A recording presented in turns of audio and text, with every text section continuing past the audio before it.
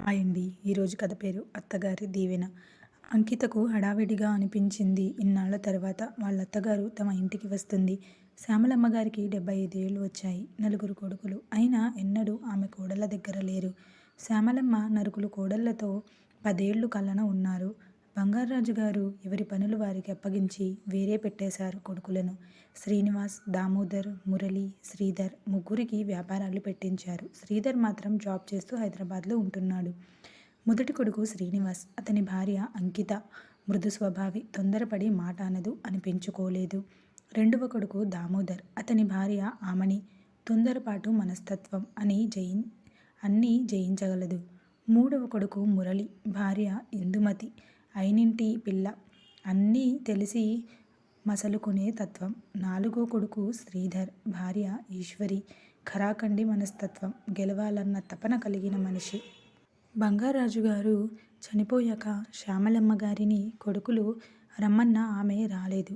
కారణం, తన పని తను చేసుకోగలిగిన అంతవరకు తన పాత ఇంట్లోనే ఉంటాను అని చెప్పింది. ఆమె మాటకు ఎవరూ ఎదురు చెప్పలేదు.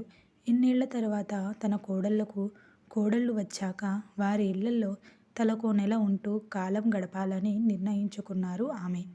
పెద్ద కొడుకు ఇంటికి బయలుదేరింది. అదే ఊరు వస్తున్న తమ పక్కింటి వాళ్ల మనవడితో శ్యామలమ్మ. అంకిత అత్తగారు ఉండవలసిన రూమ్ సర్దింది. ఆమెకు దైవభక్తి ఎక్కువ. కూతురు పెళ్లి అయ్యి వెళ్ళాక ఆ రూమ్ ఖాళీగా ఉంటే అందులో అత్తగారికి మంచం వేసి అన్నీ సర్దింది. అత్తగారి అలవాట్లు అన్నీ తెలుసు అంకితకు. ఆమెకు అన్నీ టైం ప్రకారంగా జరగాలి. ఉదయం 5 గంటలకు పూజ చేసుకుంటుంది. 7 గంటలకు టిఫిన్ రెడీగా ఉండాలి. 10 గంటలకు జావా. మామగారు కూడా అంతే, అన్నీ కరెక్ట్గా ఉండాలి ఆయనకు. అలానే చేసేవాళ్ళు. శ్యామల ఆ తర్వాత వచ్చిన కోడళ్ళు కూడా ఆ రోజుల్లో. కానీ కాలం మారింది. ఇప్పటి పిల్లలు 8 గంటలకు కానీ నిద్ర లేవడం లేదు. అన్నీ తనే చేయవలసి వస్తుంది. శ్రీనివాస్ గారిది తండ్రి పద్ధతి. ఆయనకు అన్నీ టైం ప్రకారం జరగాలి. అందుకే అంకిత ఉదయాన్నే లేచి అన్నీ సమయానుకూలంగా అమర్చుకుతూ ఉంటుంది. అత్తగారి పట్ల ఆమెకు ఉన్న గౌరవం ఆమెను అన్నీ ఆలోచింపజేస్తుంది. అత్తగారి చూడగానే ఎందుకు కళ్ళు చెమర్చాయో అంకితకి. పచ్చని రంగులో మగ్గిన మామిడి పండులా ఉన్నారు ఆమె. ఎంతో శుభ్రం ఆమెకు. అత్తగారి పాదాలకు నమస్కరించుకుంది అంకిత. అంకిత, ఎలా ఉన్నారమ్మా అంటూ కూర్చుంది ఆమె. కుశల ప్రశ్నలు అన్నీ అయ్యాయి. పిల్లలు ఏరి? చైతన్య, వాడి భార్య శ్రావ్య. అబ్బాయి షాపుకి వెళ్ళిపోయాడా అంటున్న అత్తగారి మాటకు, మీరు వస్తున్నారని ఏవేవో తేవాలి, మా అమ్మకు ఇష్టమైనవి అనుకుంటూ వెళ్ళారు మీ అబ్బాయి అని నవ్వింది అంకిత. చేతు గది తలుపు కొట్టింది అంకిత. ఏంటమ్మా అంటూ బయటకు వచ్చిన మనవడిని చూసి మురిసిపోయింది శ్యామలమ్మ. ఎంత అందగాడు తాతలాగా అని. నానమ్మ అంటూ దగ్గరకు వచ్చాడు చైతు. ఆగాగురా, స్నానం చేసి రారా అన్నది నవ్వుతూ శ్యామలమ్మ. అత్తగారి విషయం తెలుసు నవ్వుకుంది అంకిత. నవ్వుకుంటూ లోపలికి వెళ్ళిపోయాడు చైతు.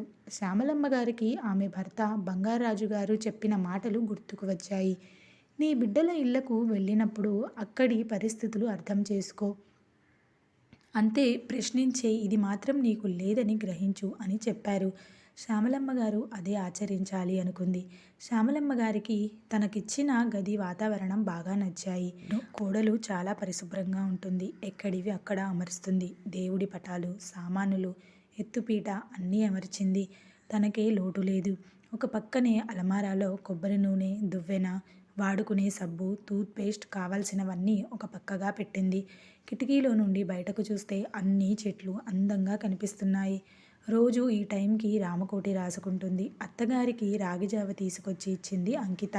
అమ్మా అంకిత, నీ పనులను చూసుకో తల్లి. ప్రత్యేకంగా నాకు ఏమీ చేయవద్దు. మీరు తినేవి చేసిపెట్టు. కాస్త కారాలు ఉప్పులు తగ్గించు అంతే. శ్రమ పెంచుకోవద్దు అని చెప్పింది.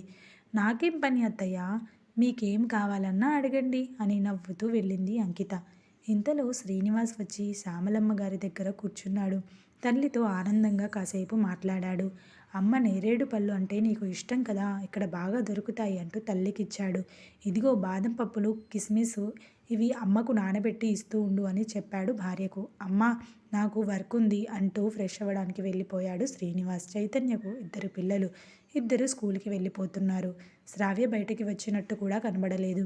కోడలు కూరగాయలు తరుగుతుంటే ఆ కూరగాయలు ఇటు ఇవ్వమ్మా, నేను తరిగి ఇస్తాను అంటూ తీసుకున్నారు శ్యామలమ్మ గారు. మనవడికి మనవరాలికి స్నానాలు చేయించేసింది అంకిత. తన కొడుకు టైంకి షాప్కి వెళ్ళిపోతాడు. భర్త వెళ్ళే వరకు అంకిత చెమటలు కక్కుతూ పరిగెడుతూ ఉంటుంది. పెద్ద కొడుకు పద్ధతులన్నీ తండ్రి పద్ధతులు, అన్నీ టైంకి జరిగిపోవాలి, శుభ్రంగా ఉండాలి. భర్తకి టిఫిన్ పెట్టి కాఫీ ఇచ్చేసింది అంకిత. వేడి వేడి కాఫీ అత్తగారికి తీసుకువచ్చి ఇచ్చింది. ఆశ్చర్యంగా అలానే చూస్తూ ఉన్నారు శ్యామలమ్మ గారు. ఆ రోజుల్లో అందరం తనకో పని అందుకొని చేసేవాళ్ళం.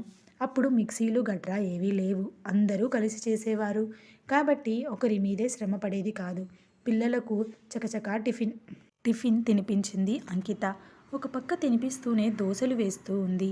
వేసిన దోశలు చైతూ లోపలికి తీసుకువెళ్ళాడు. వాడికి వాడి భార్యకు. స్కూల్ బస్సు వచ్చేసరికి చకచకా వంట పూర్తి చేసేసింది అంకిత.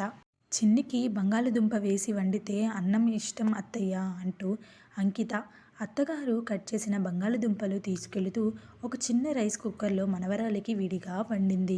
బన్నుకి పులుసు కూరలు ఇష్టమట. మనవడికి ఒక్క ములక్కాడ 2 టమాటాలు వేసి పులుసు పెట్టింది. ఇద్దరికి క్యారేజీలు కట్టేసి వారి స్కూల్ బ్యాగ్స్, ఎక్కడి పుస్తకాలు అక్కడ పడేసి ఉంటే అన్నీ సర్ది బ్యాగ్లో పెట్టేసి గబగబా వారి చేతులకు ఇచ్చింది. వాళ్ళని రెడీ చేస్తున్నప్పుడు ఒక మిషన్లా చేస్తుంది కోడలు పని అనుకున్నారు శ్యామలమ్మ గారు. పిల్లలు అటు వెళ్ళడమే శుభ్రంగా రెడీ అయ్యి భార్యను తీసుకొని మార్నింగ్ షో సినిమాకి వెళ్ళిపోయాడు చైతు. నిట్టూర్చింది శ్యామలమ్మ. అటు తన కొడుకు చాకిరీని వాడి కొడుకు పంచుకోవడం లేదు. ఇటు తన కోడలు చాకిరీని ఆమె కోడలు పంచుకోవడం లేదు. ఏంటో ఈ లోకం. వారు సుఖపడటమే తెలుసుకున్నారు కానీ తమని సుఖపెట్టే కన్న తల్లిదండ్రులను సుఖపెట్టాలి అనుకోవడం లేదు. అంకిత కోడలికి కూడా పని చెప్పవచ్చు కదమ్మా అన్నారు శ్యామలమ్మ గారు. మనం చెప్పేలోపే వాడు మనల్ని అడ్డుకుంటాడు అత్తయ్య. మొదట్లో చెప్పి చూసి కొన్ని గొడవలు అయ్యి మీ అబ్బాయి గారితో పడలేక మెదలకుండా ఉండిపోయాను. ఇంట్లో అరుచుకున్నా ఇల్లు శుభ్రంగా లేకపోయినా నన్ను అంటారు ఆయన. పిల్లల జోలికి అస్సలు వెళ్ళరు. వాళ్ళ ముందు కూడా నన్నే కేకలు వేస్తారు. అందుకే నేను ఏమీ చెప్పలేకపోతున్నాను అంటూ బాధపడింది అంకిత. ఈ మాటలు మీకు చెప్పాను అని తెలిసినా కూడా ఊరుకోరు ఆయన. ఆ అమ్మాయిని చేసుకుంటాను అని కొడుకు అడిగినప్పుడు ఆయన వద్దు అన్నారు. నేనే సమర్థించి మాట్లాడాను. అందుకే మీ అబ్బాయికి కోపం. కోరి చేసుకున్నావుగా, అనుభవించు అంటారు. ఎవరికి చెప్పేంత దాన్ని కాదు అత్తయ్య నేను అంటూ బాధపడింది ఒక సగటు ఆడదానిగా అంకిత. శ్యామలమ్మ కళ్ళనీళ్ళ పర్యంతం అయ్యింది. నిజమే, మగవాడు భార్యపై పెత్తనం చేస్తాడు అని. అవి పాత రోజులు. అందుకే ఇప్పుడు మొదటి రాత్రికే కొంగున ముడి వేసుకుంటున్నారు భర్తలను శ్రావ్య లాంటి అమ్మాయిలు అని నిట్టూర్చారు శ్యామలమ్మ గారు. 10 రోజులు దాటిపోయింది. శ్యామలమ్మ గారు వచ్చి ఆ ఇంటి పూర్తి వాతావరణాన్ని గ్రహించింది శ్యామలమ్మ. పిల్లలిద్దరినీ అంకిత చూసుకుంటుంది. చైతూకి అసలు బాధ్యత లేదు. శ్రావ్య కూడా అలానే ఉంది. వారు ఆనందంగా ఉంటున్నారు అంతే. అంకిత పైనే ఇంటి బాధ్యత అంతా. షాపు బాధ్యత శ్రీనివాసుదే. చైతు, శ్రావ్య హాయిగా బైక్స్పై వెళ్ళిపోతారు. సినిమాలకు, పార్కులకు, షికార్లకు వారి పిల్లలు వారే చూసుకోరు. తన పిల్లల బాధ్యత, వారు కన్న పిల్లల బాధ్యత కూడా అంకితపైనే పడిపోయింది.